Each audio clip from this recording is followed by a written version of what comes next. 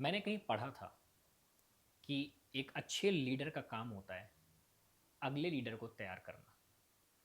तब ये किताबी भाषा लगी थी, लेकिन आईपीएल में चेन्नई सुपर किंग्स की इस साल की परफॉर्मेंस को अगर उनके ही प्रतिद्वंद्वी मुंबई इंडियंस के सामने रखा जाए, तब मुझे आश्चर्य नहीं होता कि ऐसा क्यों लिखा गया था कि the job of a leader is to identify the next leader.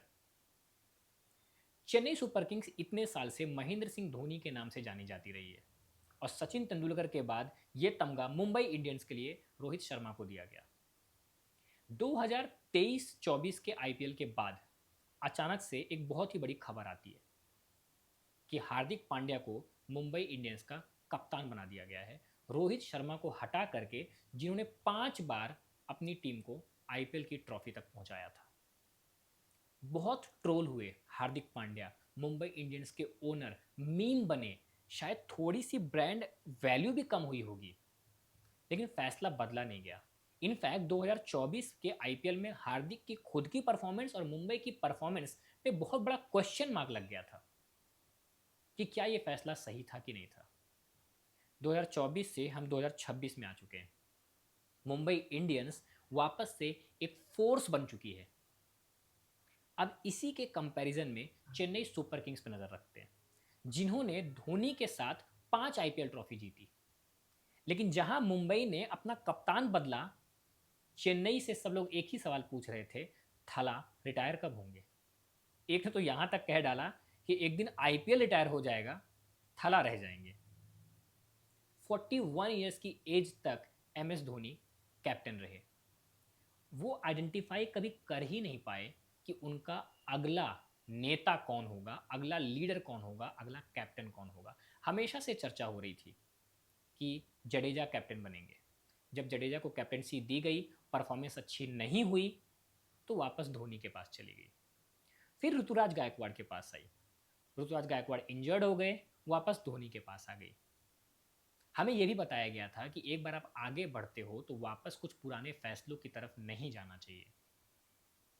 Mumbai Indians में जब भी हार्दिक पांड्या मैच नहीं खेले, वो कप्तानी वापस रोहित को नहीं दी गई।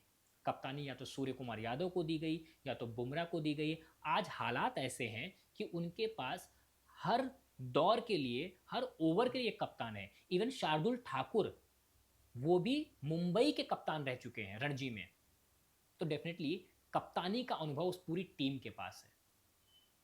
चेन्नई सुपर किंग्स में ये काम करना धोनी की तरफ से भी रह गया, या शायद उन्हें कभी भी इस चीज़ का एहसास नहीं हुआ कि एक लीडर की कमी कितनी उन्हें खलने वाली है। ऋतुराज गायकवाड़ को ना सिर्फ आज के समय में धोनी के जूतों को पहनना है या फिर अपनी एक अलग पहचान बनानी है, बल्कि अब तो उन्हें संजू सैमसन के फैन फॉलोइंग से भी प्रेशर मिलना शुरू हो गया है। वो कितना भी नकार लें कि ऐसी कोई बात नहीं है, कुछ नहीं होता है, लेकिन कैप्टेंसी का प्रेशर तो है ही। तो जितने भी लोग मैनेजमेंट के फील्ड में हैं, कॉरपोरेट्स में हैं, सीईओज हैं, या अपने अपने कंपनी के छोटे छोटे लीडर्स की पोजीशन पे हैं, उस कुर्सी को पकड़ के मत बैठो। ये सबसे बड़ा लेसन है कि अगर आप किसी कुर्सी पर बैठे हैं तो ये याद रखें कि कल और आएंगे नगमों की खिलती कलियां चुनने वाले, तुमसे बेहतर पढ़ने वाले, तुमसे बेहतर सुनने वाले। यानी कि आपको कोई ना कोई रिप्लेस करेगा ही। तो कोई और करे और आपको बुरा लगे, इससे बेहतर है कि आप खुद ही एक प्रोसेस के तौर पर वो कुर्सी किसी और को देने की तैयारी पहले दिन से शुरू करें। धोनी ने भले ये काम चेन्नई सुपर किंग्स के लिए ना किया हो, शानदार तरीके से कोशिश पूरी रही होगी, लेकिन इंडियन क्रिकेट टीम के लिए ये अच्छे से हुआ था।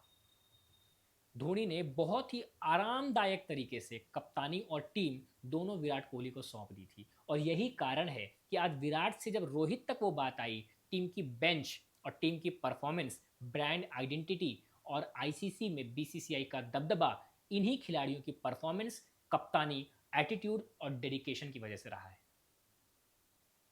एंड दैट्स द रीज़न कि जब आप मुंबई और चेन्नई को आज एक पेपर पे रखेंगे, तो मुंबई आपको काफ़ी ऊपर नजर आएगी।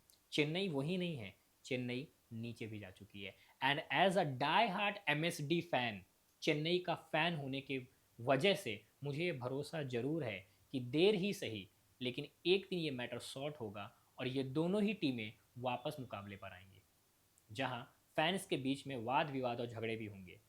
लेकिन इंडियन प्रीमियर लीग से मैनेजमेंट का ये केस स्टडी के तौर पर बताया हुआ किस्सा हमेशा याद रखा जाएगा कि the job of a leader is to identify the next leader.